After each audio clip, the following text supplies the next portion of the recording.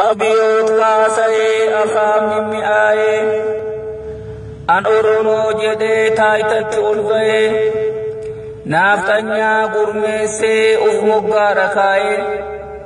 غاري أفكيسي ملنو تدي أمة سوسوبي ركو إرانغي كرو ربافتي درال لفكاي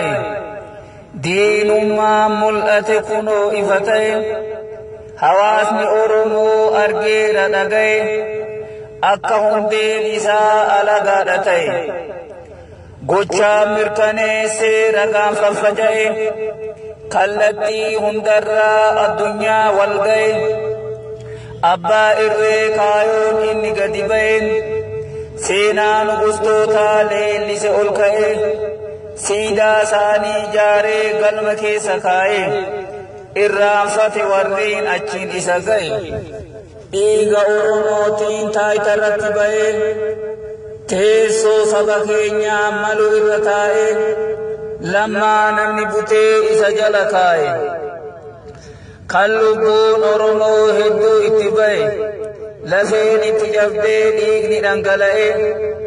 akka bishaan gannaa dachiirra lola'e qeerroof qarree hedduu qaamni hir'uu ta'e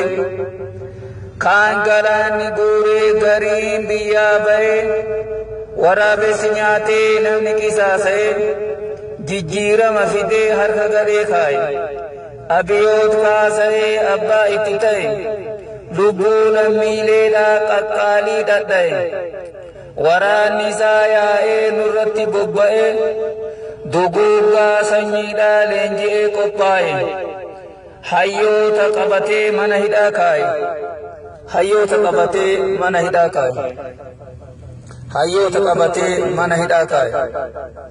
kufaatii abiyoot jawartu baraaree waggaa tokko dura hedduu itti xaaree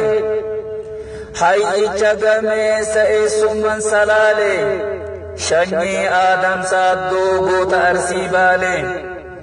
qabsoo irra cichuu jaarraa irraa dhaalee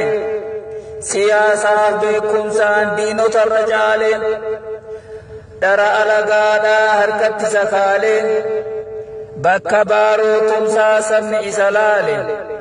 oromoo tokkoomsee jabeessee ijaaree abdii irra kaa'e ummanni madaale adeemsa isaa argee guuttatee ilaale abiyootii naafee kana aare